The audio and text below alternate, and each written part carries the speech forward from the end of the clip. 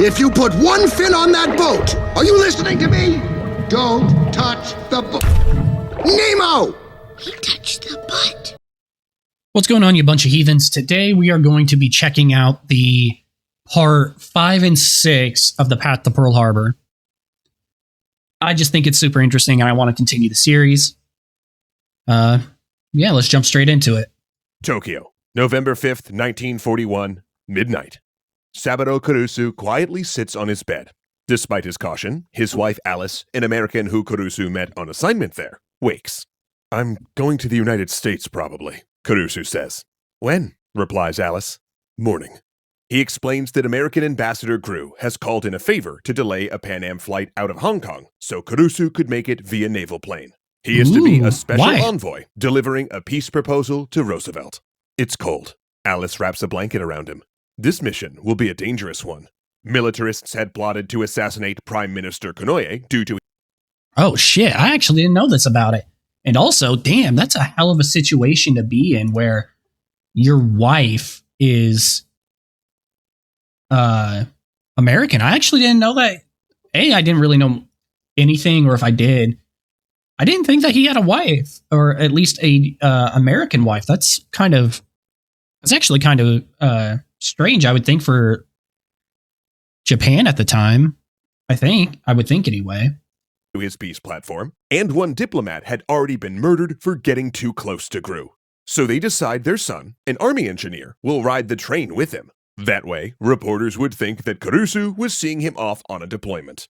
And the next morning, the two head out together, with Japan's last hope for peace sitting Kind of strange that his son briefcase. Agreed to it.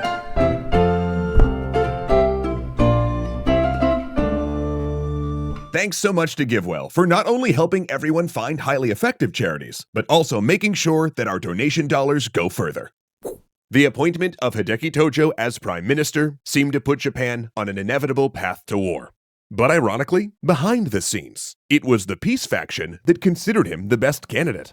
After all, even if a diplomatic solution could be found, the new Prime Minister would need to be somebody with military pull. He would need to get the army on board with any agreement, and probably put down riots and attempted coups. I can see the thought process in that, yeah, especially for around the time in Japan. Even if you could make peace and all that, you would need someone to curb the military side of things. Yeah, I can see that. That makes a whole lot of sense, especially for at the time. After the announcement of said agreement, and shockingly, it appeared they were right. Tojo himself was stunned by the appointment, and once in office, the enormity of Japan's predicament hit him. He now represented the whole country, and realized how dubious the Navy was about whether they could win a war with the US. So at a series of high-level meetings in November, he reopened the question of a diplomatic solution. What could be done? Are we even sure we can win a war? What will be the consequences? He even proposed revisiting the decision from the Imperial Conference of September 6th, laying out that if diplomatic efforts failed, war would be declared on America, Britain, and the Netherlands. This was unbelievable. Reversing an imperial decision was unprecedented in Japanese history. You know, that's really fucking interesting. For up to 14 hours at a time. Several civilian leaders even... Super interesting, considering the fact that the second he got in power and learned more about the whole situation, he's like, oh shit, can we really do it? And we need to push more diplomacy, even if that means overturning an imperial decree, which, you know, has never been done. Like, that's actually a really cool, interesting tidbit that I actually didn't know, and I kind of wish they talked a bit more about in school. When suggested a war would be so devastating, it would actually be preferable for Japan to accept a time of economic hardship and humiliation, rather than fight one. Though army leaders shot back quick, saying the country was already rationing and food prices spiking due to the American embargo. Better to declare war and have a small chance of victory than to accept the conditions of defeat without even fighting. But finally, Tojo and his new foreign minister, Shigenori Togo, emerged with a last-ditch effort for peace. Well, you wouldn't be in that situation if you didn't keep pushing so hard for fucking war in the first place. In Proposal A, Japan would agree to negotiate an end to the Sino-Japanese War, make an initial troop drawdown, and withdraw all troops from China over a 25-year period. And in Proposal B, Japan would immediately reverse its troop movements to the southern portion of Indochina, freeze military deployments in Southeast Asia, and pledge to remove all troops from Indochina once the war in China was concluded. In return, America would end its aid to nationalist China, sell Japan oil, and broker trade agreements for rubber and other materials. Of course, they had greater hopes for Proposal Both of B, which actually since it was aren't more bad. concrete, immediate, and managed to avoid the thorny issue of China. The plan was Yeah, but to both give issues Roosevelt overall aren't Proposal A. bad. Then if it was declined, present Proposal B. And if both were turned down, it would be war. The military pressed for a new deadline, a date after which diplomacy was considered to have failed. Tojo managed to haggle almost a month out of them. So on November 5th, as Kurusu boarded his God, train, they are really Tojo and his fucking ministers sat down war with happy. They are really war happy. Like, I get a date, but the fact he had to fucking fight for just a month, like, how fast did they expect this kind of shit to fucking happen? Like, holy fuck. Damn, y'all are fucking war happy, huh? with Emperor Hirohito for a new imperial conference. They outlined the proposals, the dire costs of the American embargo, and the proposed attack on Pearl Harbor. The emperor gave his assent. If peace was not found by December 1st, the attack would go ahead. The next day, when Nomura presented Proposal A to Secretary of State Hull, he found him unenthusiastic. That was pretty much expected. What wasn't expected, however, was that Hull and Roosevelt would take until November 14th to formally turn it down. So much later than anticipated, Nomura and Kurusu tried Proposal B. What they didn't know at that juncture, however, was that Hull already knew about this alternate proposal. Because over at the Magic program, its staff of military officers and code-breaking women, known as Code Girls, had already... Like I said, why the fuck would they think that it would happen, like this would go through in such a short amount of time? Like, why would they think that? Is it just because they think, is it just like proposals like that go through so much faster in Japan? Or what? Like, or I don't really understand why they would think it would go through a month to whether it's accepted or not. Intercepted and deciphered the proposals when they were sent to Nomura via the Purple Code. So not only had Hull read both proposals, but he also read the government's instructions to Nomura about how to present them, which rubbed him the wrong way. See, while the Magic program was good at cracking Japanese codes, they were bad at translation. The program was underfunded, understaffed, and had no native Japanese speakers. And because diplomatic communications were conducted in formal Japanese, the resulting translations, while substantively accurate, appeared harsher and more demanding than the originals. So yeah, so basically they got the general gist of it, like almost the literal translation, but not the actual nuance of the actual language itself. It's like it's basically using Google Translate versus talking to an actual person about it. Okay. Inserted and removed words and phrases, making it appear like there was no room to maneuver, with basic errors like substituting the phrase final concessions with the more provocative ultimatum. Seriously, you put these things side by side, and it is pretty glaring. Oh, let me go back. I want to read that. Wait, so they changed it.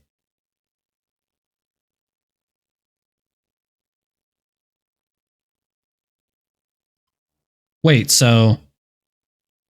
No, so I was wrong. Wait, hold up. Substantively accurate, go back and re-listen to that. And more demanding than the originals.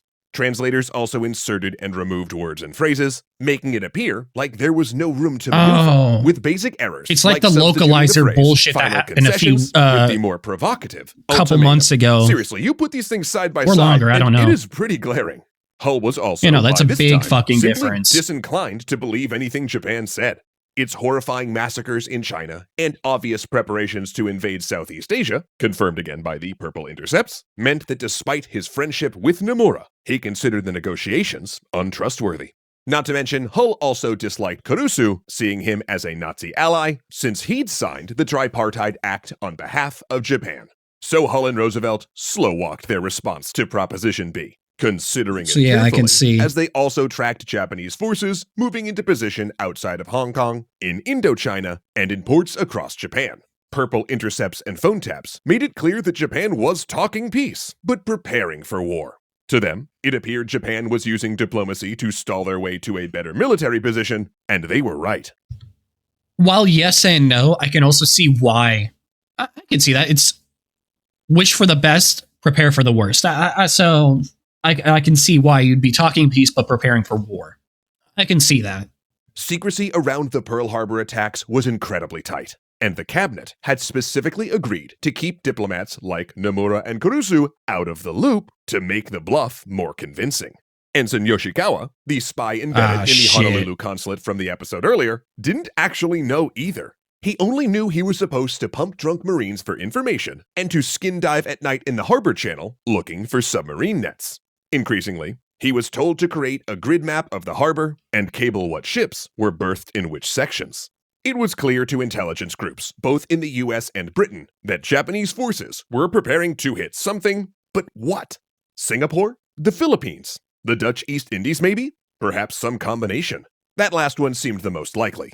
And for Don't months, touch our boats. British Don't and touch Dutch our boats. diplomats had begged Roosevelt for even a verbal agreement that the three powers would fight together should they be attacked. But still, Hull and Roosevelt remained evasive. An agreement was premature. They were still negotiating with Japan.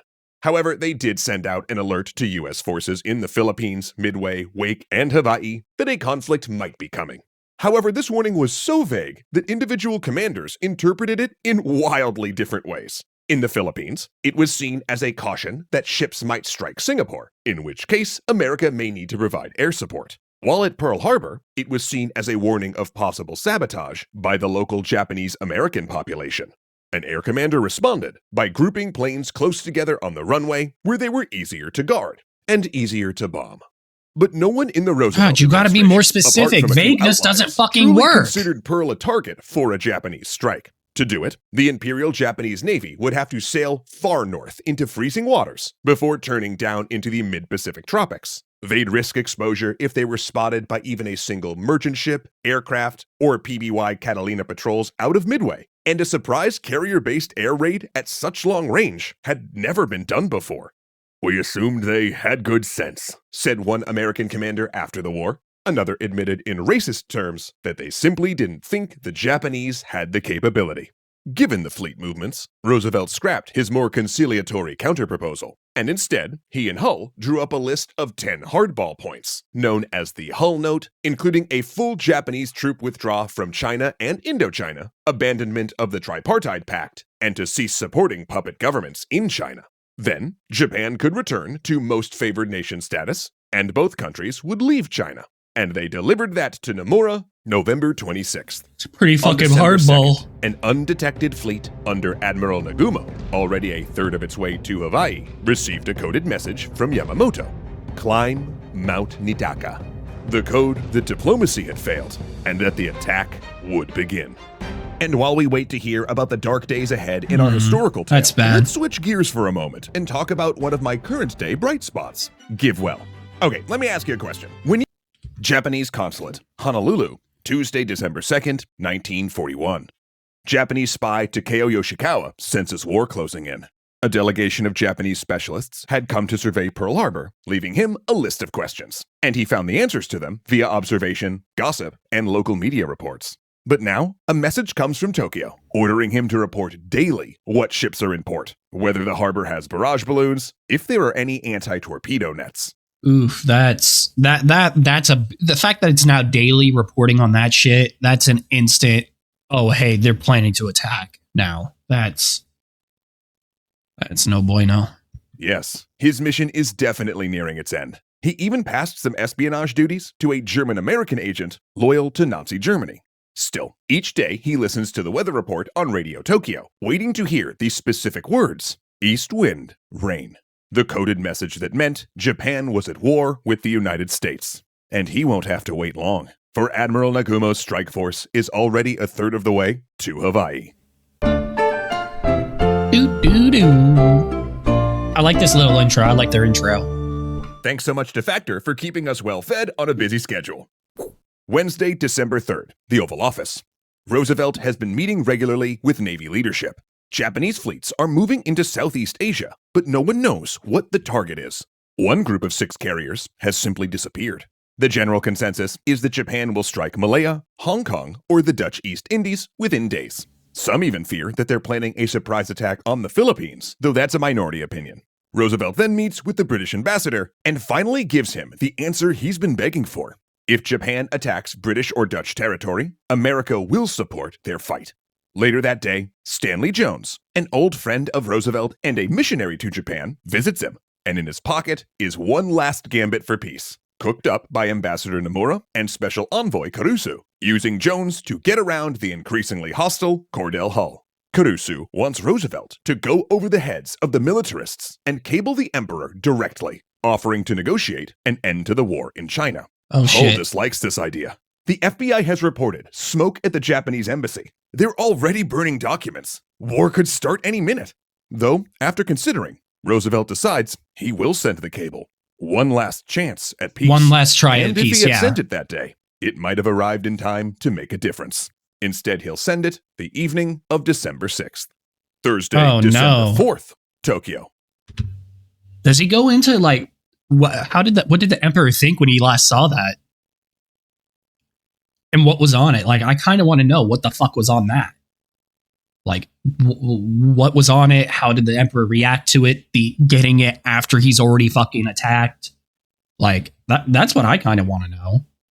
For hours, Tojo's cabinet has been drafting a response to Hull's list of demands that we mentioned last episode. And the reply they're crafting is a 14-point statement of grievances, with the last one being the most crucial, saying America's position has made further negotiation impossible. It severs diplomatic relations with war inferred rather than declared. The foreign minister hates this. He insists the statement be delivered before the strike. The honor of Japan depends on it. Yeah, the Navy says they'll get back to him on timing. The timing of the attack is still secret after all. And then, a full day later, they finally respond. The statement must be delivered at precisely 1 p.m. Washington time. They also say the foreign ministry should wait and send the 14th part, the one breaking off relations, until just hours before the attack. Saturday, December 6th, come on. Washington. Dorothy Edgers is a Japanese translator in the Navy's cryptographic section and is working the weekend to catch up on magic intercepts. The program is understaffed, subject to Army-Navy turf battles, and, frankly, intercepts more than they can decode and translate. Now there's some low-priority messages out of Honolulu that need seeing to. Of course, those communications are probably mostly commercial rather than diplomatic, but she's not one to let things stack up. She sees one from December 2nd, where Tokyo asks about barrage balloons and torpedo nets, then a reply the next day about a German agent in Hawaii. But when the head of the translation section, Lieutenant Commander Alvin D. Creamer, arrives that afternoon, he isn't alarmed. Edgers is new to this work. He's seen stuff like this before. Japanese consulates monitor ship traffic at every port. He mostly nitpicks her rough translation, then decides it isn't good enough to pass on. Go enjoy your weekend, he says. Are you serious, homeboy? Meanwhile, across town at the Japanese embassy, the first 13 parts of the statement start to come in. But there's a goodbye party for one of the embassy staff, and the senior secretary only gets partway through the decryption before he's pulled into a ping pong tournament. And the history books don't tell us whether he won or not. But back at the Navy cryptographic office, Kramer now also receives the 13-point statement, intercepted when it was sent to the Japanese embassy. Recognizing its importance, he jumps up, and not having a staff car, gets his wife to drive him to the White House. Reading the statement and its belligerent tone, Roosevelt then says, "This means war." As emergency calls go out, with military officials being pulled out of theaters and called away from dinner parties, everyone in Washington now knows something's up. You know, Sunday, this is big. December 7th. Around 8 a.m. Washington time, the 14th and final part of the statement breaking off relations, and the instructions saying it must be presented to Hull at exactly 1 p.m., arrives at the Japanese embassy. And as before, it too is intercepted, and Kramer gets a decrypted copy. And when he sees there's a delivery time specified in the instructions, his bad feeling gets much worse. Meanwhile, at the Japanese embassy, Nomura is freaking out. The decryption staff has all gone home to nurse hangovers, and it's 10 a.m. before he can get anyone back to decrypt the instructions. And that's when he finds out about the 1 p.m. delivery time. That is not enough time to work this document. He has to carefully translate this formal declaration to English before presenting it to Hull. Okay, panicking, he calls Hull's office. Can he please get a 1 p.m. appointment? Oh, sorry, sir. Secretary Hull has a lunch meeting. Could you possibly do 2 p.m.? No! He insists it must be no later than 1 p.m. and with that, gets the appointment. Nomura hovers over his senior secretary as the man, who can't type mind you, it's more of a hunt and peck kind of action, translates the first. Dude, this is like the 13 parts worst of the possible statement from fucking Japanese to situation English. he could be in. Finishes, but there are so many errors, it's nearly illegible. They start retyping the entire thing. Meanwhile, American leaders are frantic over the possible significance of the 1 p.m. delivery of that last ominous message. Why so specific? Was an attack imminent? Sabotage, perhaps? They send warnings to the Philippines and the Panama Canal, attack but weather is conditions imminent. mean that Hawaii can't be raised. And with phone messages possibly being tapped, exposing the fact that the purple code is broken, they instead opt to send a Western Union telegram. They forget to mark it urgent. At 6:30 a.m. Hawaiian time. Son of a bitch, it's just a whole bunch of bullshit that keeps going on. It's just a whole bunch of fuck up after fuck up after fuck up.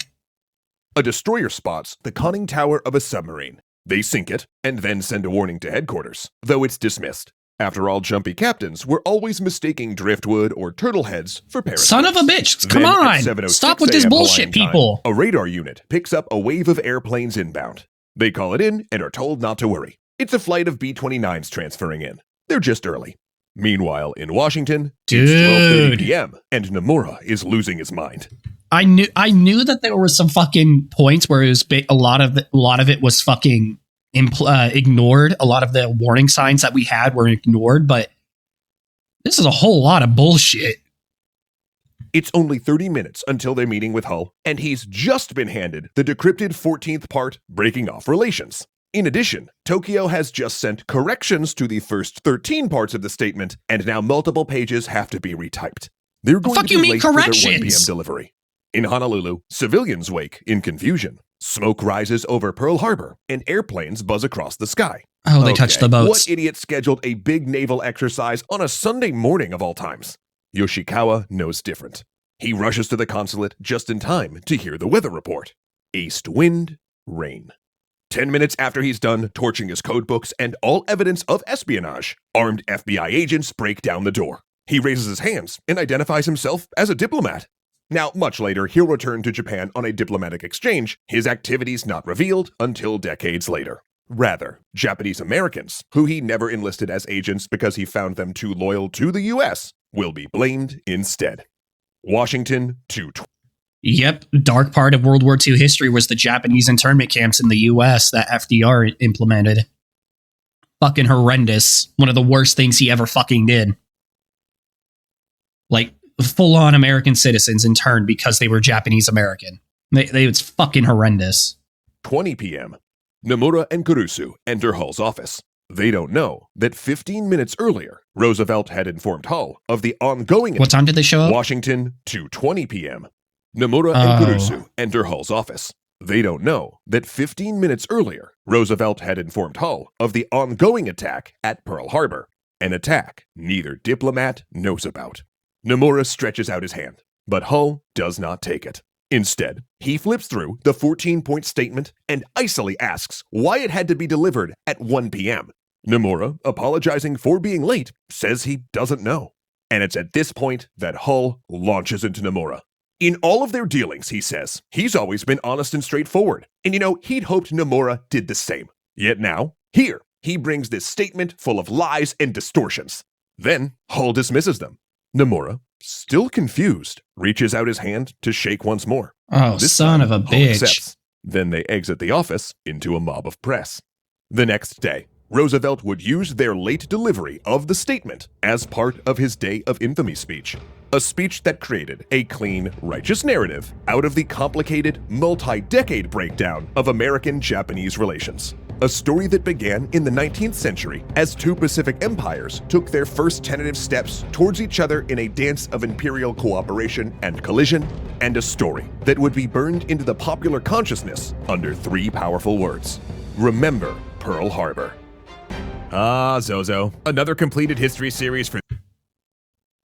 I'd say I never, not burned into the history as Remember Pearl Harbor. I always fucking heard it as, I hear Pearl Harbor, I think of Day of Infamy from the speech. That's what I fucking think of. For the extra history books. Say, when exactly do we have to start work on the next patron-voted topic of, Frederick the Great, that's it. Oh man, that does not leave a lot of time to make a healthy dinner. Oh, Well, that was extra history, and that was the last part of the Path to Pearl Harbor. Make sure you give the original channel and the original videos a look and give them their love. Like and subscribe if you want to keep seeing me. And until next time, take care of yourselves. See ya.